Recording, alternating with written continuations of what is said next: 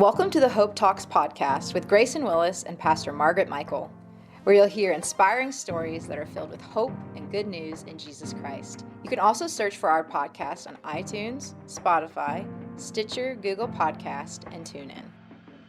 Welcome to today's broadcast of Hope Talks. I'm Pastor Margaret Michael. And I'm Grayson Willis. Thanks for joining us today. And today we're joined by Jon Corser. Jon, how are you doing today? I'm doing fantastic. It's a great day.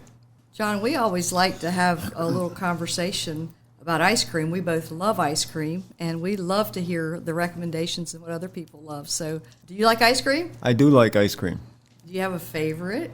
I do have a favorite. My favorite is black raspberry. Oh, that's my dad's favorite, too. And it is good. Do you have a certain brand or place you like to go to get that? Recently, the Food Lions in the area have started stocking a ice cream brand, Tillamook.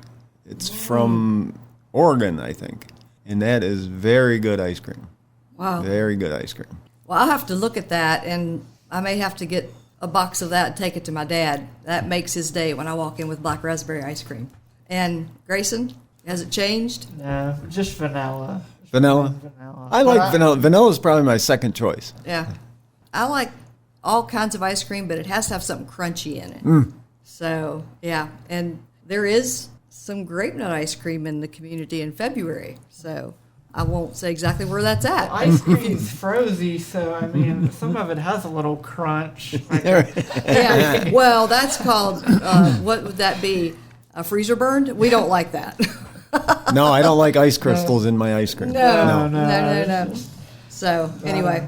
Jon, if you would just start out telling us a little bit about where you're from and about how you grew up. I am originally from a little town in western New York, Middleport, New York. I grew up there, and I was there my whole childhood, my young adult age years, and the only time I was not there was when I went to college. I went for a year out to North Central College in Chicago and played football out there, and I left after a year, and I came back to New York, and then there was a thing that was called the draft lottery, and my lucky number was number 30. So I was going to the Vietnam War. And then I decided that I did not want to go to the Army, so I joined the Air Force with two of my other friends that had low numbers. So I ended up fighting the Vietnam War in England and Montana. Duty specs were I was a nuclear weapon security officer. And that's what I spent the early 70s, 71 through 75. So you kind of took part, but you were a long distance from the... Yes. Yeah. Yes. The biggest thing that happened when I was in England was the terrorist attack at the Olympics in Munich. They had us all get ready to go to Turkey in case we had to, but that never happened. Yeah. Never Yeah. came. Yeah. Well, we certainly want to share your experience in the Air Force and getting drafted and what that was like. But just to back up a little bit, did you grow up in church? Did you grow up in a Christian home? No, I did not. I did not.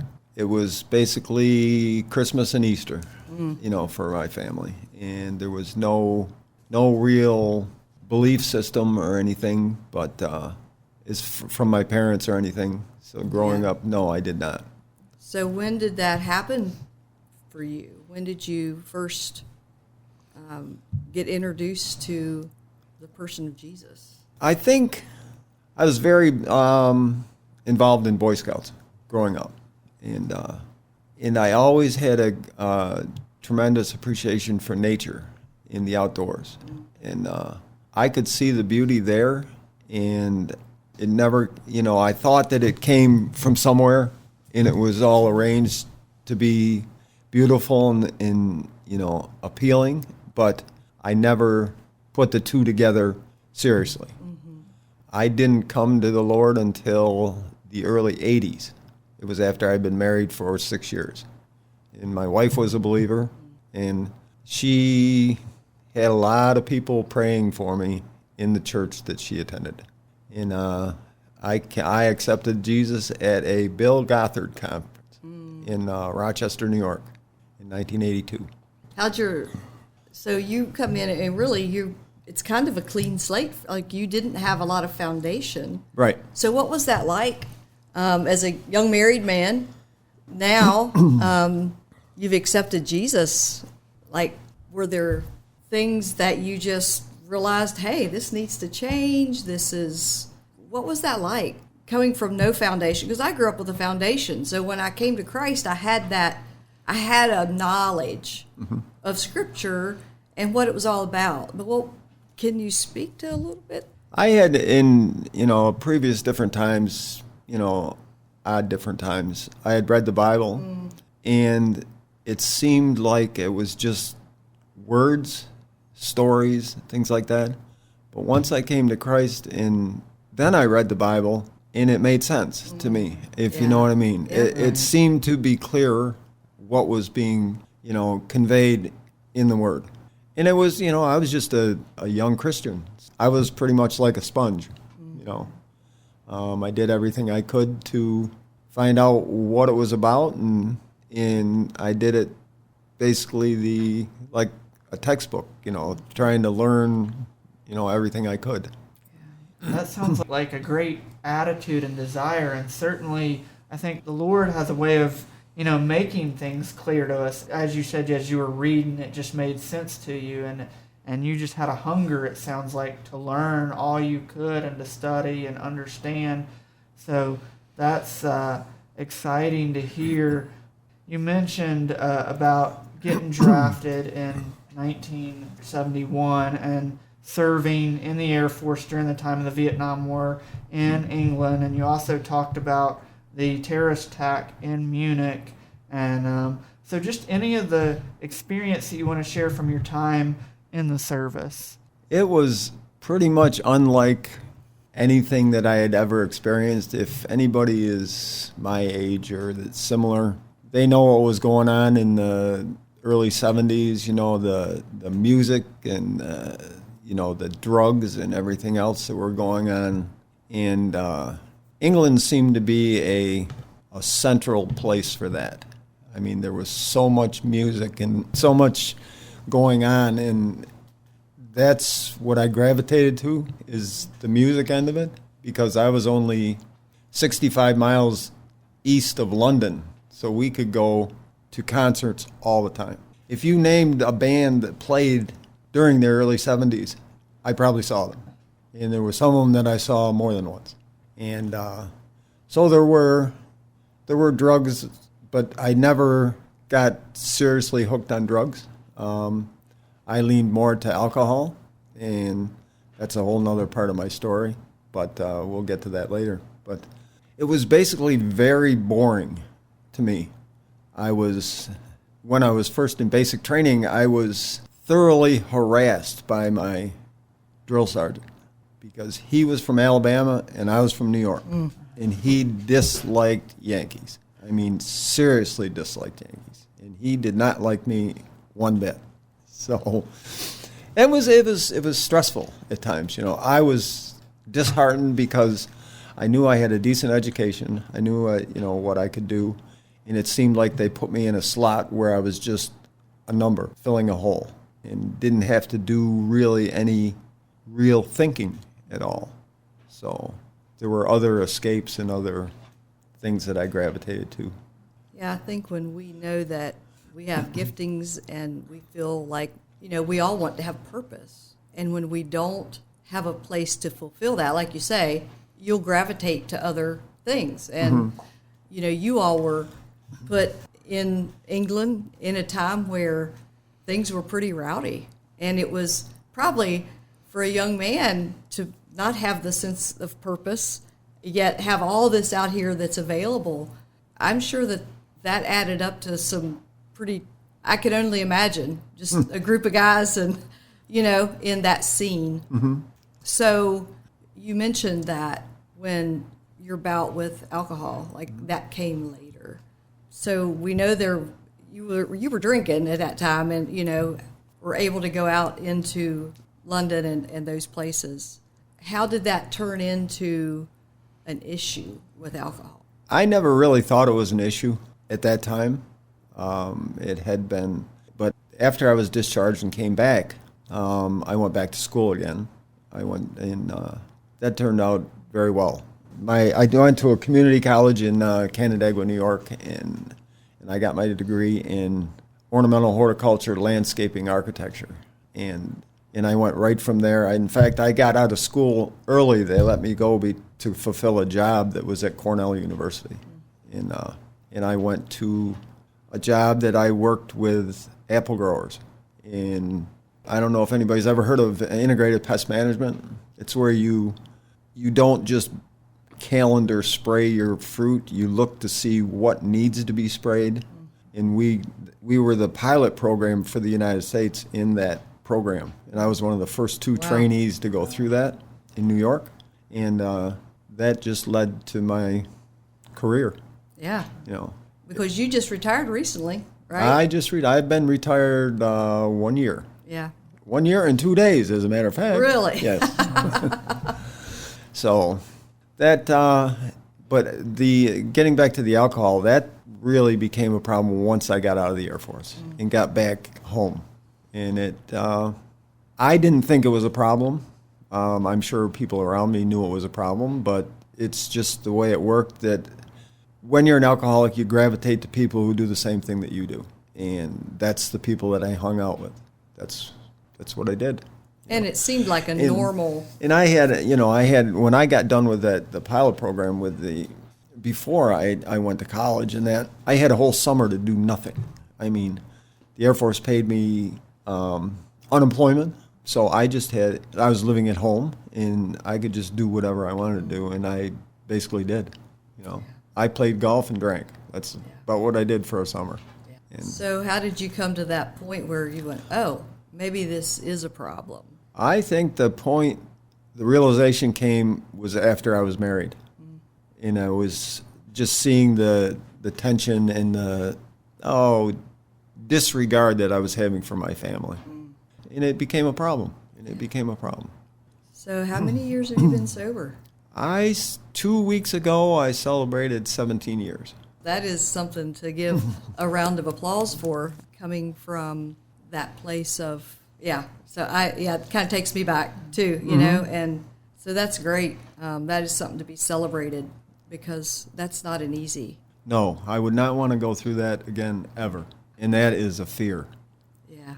But Keeps us from. It just, in beginning when I first started to get sober, the thing that helped me the most was a gentleman that I had previously drank with a lot and played golf with a lot, was in the program of Alcoholics Anonymous.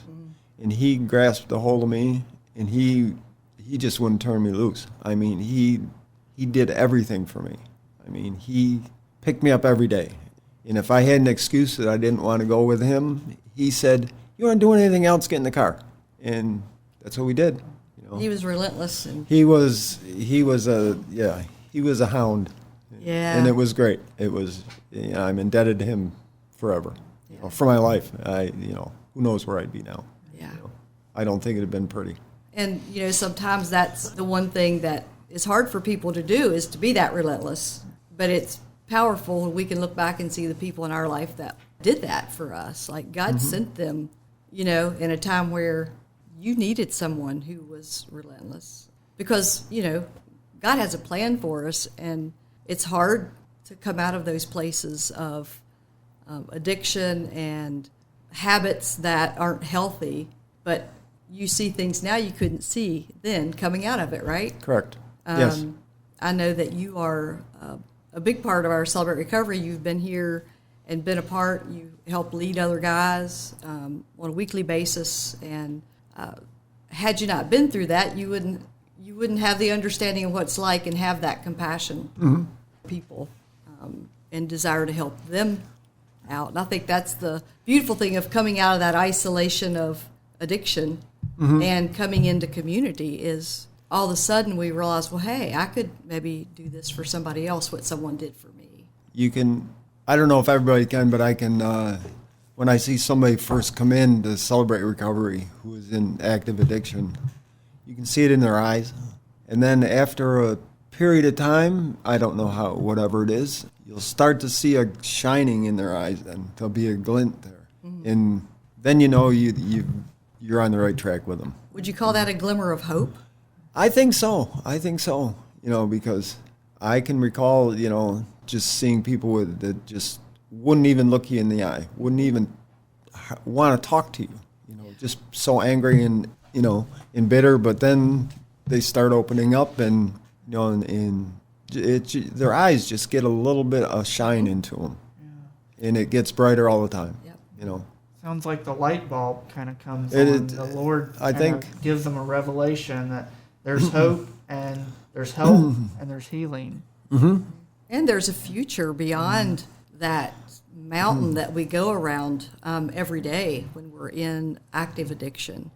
Seeing that there's another path and seeing that there are people that are willing to be vulnerable and honest and share their story. And then we find out maybe we're not that much different from some other people in the room. Right. And that's the thing that's really hard, I think, is when we first walk in, we just think nobody's going to understand. Mm-hmm. And we're usually, we've been in denial for a while, right? And there is this, when we come to this place, no matter what the habit that we have is, when we come to this place when we realize that maybe this is an issue, it's a low point. And so we're walking into this, any place that you go, whatever 12-step or whatever group that you're in, or walking into counseling, and we feel like we're at this low point and will it ever be better? Mm-hmm. But as we gradually walk on the journey, the hope does come and someone comes along and speaks something into our lives that we cling to. We don't understand the power of our words, and we've had Nathan on before, and I think about watching him come in and knowing, just his demeanor was still that demeanor of the old life. But I remember walking up to him, and we've had him on and talked about this, the day that I just spoke purpose, and I did that because somebody did it for me, and I knew how different that made my life. And to see the next week, he looked like a different person. Like he kind of stepped up to those words that were spoken over him. And so it sounds like you had that experience too with this gentleman that was relentless, and it's the things that make us perseverant in what we do. And so you have that piece of your life that you've given to God, and he's given you victory in that. You went on, and I don't want to miss all the years that you worked with apples, because anytime I need to find out about an apple, I'm going to ask Jon. I want to go back to, because I think there's a lot of people that listen in the Valley that understand what you were talking about just briefly about apple trees and spraying them. I want to go back to that for just a minute, because I think it's so, you were a part of a pilot program. I think that's a really big deal. Talk to us a little bit about that experience of being a part of that and the success of that. What did that look like? It was basic. There were 2 leaders and 2 trainees, and we had a trailer with all of our instruments and everything that we needed up on the lake shore of Lake Ontario, right in the middle of an apple orchard, 400-acre apple orchard. We were right in the center of it, and we contracted with different growers in that area, and we had old Army Jeeps that they gave us, and we drove around and drove through their orchards and looked for bugs and insects, and we set up instruments in their orchards and took daily readings on them, and we're very close to the growers with what we were finding, and we made the recommendations for them when to spray and what to spray with. Yeah. And that completely changed the outlook on the spraying and taking care of orchards, because growers would historically calendar spray. They would spray one day and then they would spray 10 days later, unless it rained an awful lot and washed off. But they would spray 10 days later, and they would do that from as soon as there were any green showing on the apple trees until about 2 weeks before they harvested them. And they would spray anywhere from 18 to 20 sprays a year on their trees. And we got some guys down to 11, 12 sprays for the year. That's good for us. And that was a tremendous savings to them. But we proved to them that they could have the same quality fruit, which would be, there's basically two kinds of fruit. There's fruit for the industry, for the processing industry to make applesauce and juice out of. And then there's the fresh eating stuff that gets packed and goes to the supermarket for human consumption. It's all for human consumption. And we proved to them that they can make pretty apples on their apple trees for the consumer for the highest dollar return for them. Yeah. And I did that program for 2 years. And so that got you into the apple industry. Yes. Big time. Yes. And so you worked for Bowman, right? Yeah, that was after after I got done with that pilot program. I moved back to my hometown, and a gentleman who I used to pheasant hunt on his apple orchards offered me a job as his farm manager, and he had 400 acres of sweet cherries, sour cherries, prunes, peaches, and apples and pears, and 40 acres of grapes. So I managed that farm for him and put that program that I had learned into his operation. And I did that for, what did I do that for? 7 years, 8 years, with the purpose of I was going to buy him out and take over the farm. But when it got close to that point, that didn't happen because he wanted too much money for it. And I wasn't going to go into debt that far. Yeah. So that's when I moved to Bowman's. Okay. Because the gentleman in my church that I had started going to was the general manager at Bowman's, who had a plant in New York. Okay. So he offered me the job to be the apple buyer for their company. Yeah. And so you've spent years traveling over the U.S. buying apples and Yes. For Bowman's, which is really cool. Whenever I want to know what the new apple is on the market, I ask you, and I go to the grocery store and find them. It's the craziest thing. So what's your favorite apple? My favorite apple? It's an apple probably nobody's heard of unless they're from New York. It's a McCowan. It's a Macintosh type apple, but it's much more crunchier, and it's a deep dark purple color, and the flesh is pure white, but it's a snappy apple. It's only available for like 2 months between harvest time and Thanksgiving, maybe the first part of December. Yeah. My other favorite apple is Pink Ladies, are one of my favorites, because I don't like a sweet apple, which I found people in the valley like sweet apples. They like Golden Delicious, and I don't. I like apples that are a little bit tart. I'm in your camp. I have 2 questions. First of all, you mentioned about being from New York and growing up in New York and living in New York. How did you end up in the Shenandoah Valley from New York? And also, recently you've been helping out through Hope Distributed, minister and deliver food to veterans in our area. So if you want to share about how you got involved with that also. Okay. Well, with my working with Bowman's, the plant that was up there was an old plant. I mean, it was built in, I think, the early 1900s. In fact, they even had prisoners of war from World War II were working in the factory there. But it was old, and it needed some upgrades, a lot of upgrades. And Bowman's didn't want to spend that much money. Bowman's in Mount Jackson. So they closed that plant. I ran it for 2 years as just an apple storage facility because we could store about 600,000 bushels of apples in that storage. So then they decided to just close it, and they offered me a job to come down here because the apple buyer down here was getting up in age, and they knew they needed somebody to come into it. And it's funny that I moved down here in 2005, and that is the year I got sober. And so I've been here, as long as I've been sober, I've been in the valley. Wow. So that's easy for you to remember. Absolutely. It's not hard at all. But, so I moved down here in 2005 and sold my house in New York and came down here and had to spend twice as much for a house for a half the size house. Because that's just what 2005 was. I mean, I traveled back and forth looking for houses, and I lost 3 houses just on the weekend.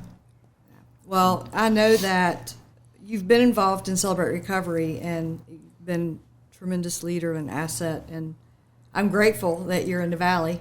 And then back, I guess it was before the pandemic, we had a meeting here at the church for Nazarene pastors on the Virginia district. And we had a speaker, and he was talking to us about who are the oppressed in your community. And it was something I really took to heart. And I've prayed about it. I've thought about it a lot since then.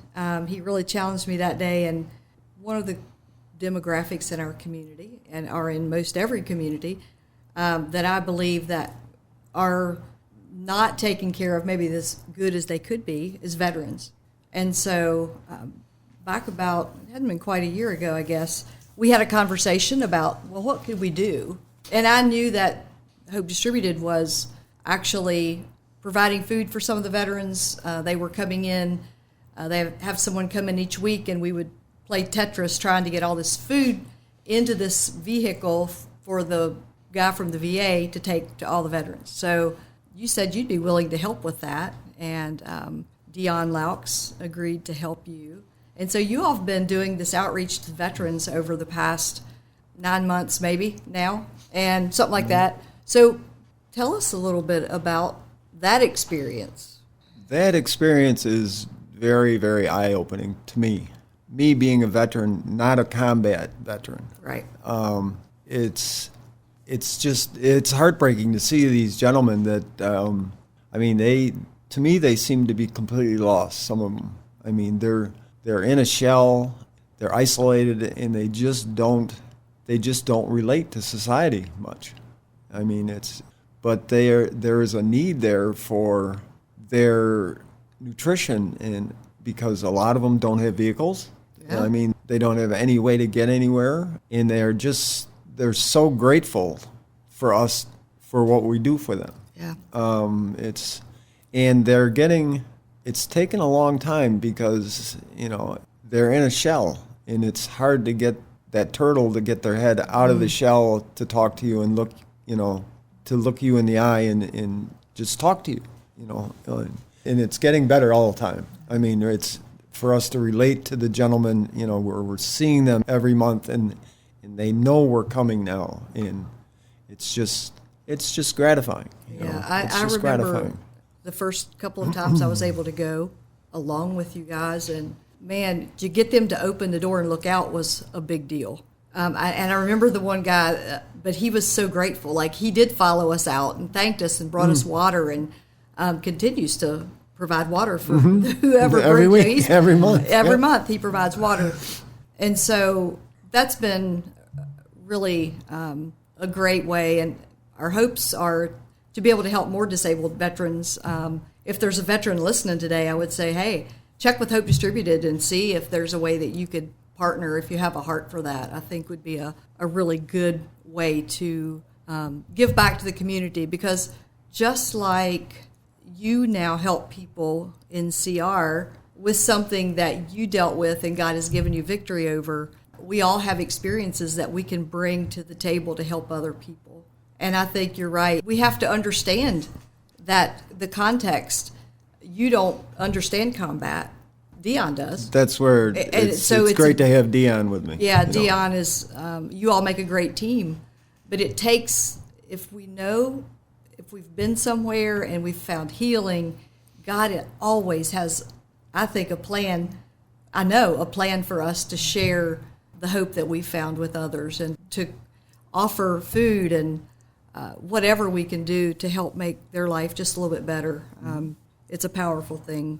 Well, Jon, thank you, first of all, for your service, and for all the many ways that you serve those, whether they're coming out of addiction or veterans who are in need of food and can't get it. But also, thank you for joining us on today's broadcast of Hope Talks. It's been great to have you. Oh, it was my pleasure. I'm glad I did it.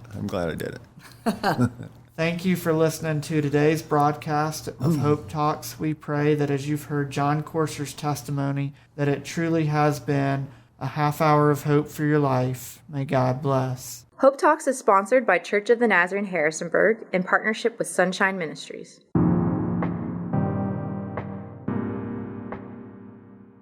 Thanks for listening to today's podcast of Hope Talks.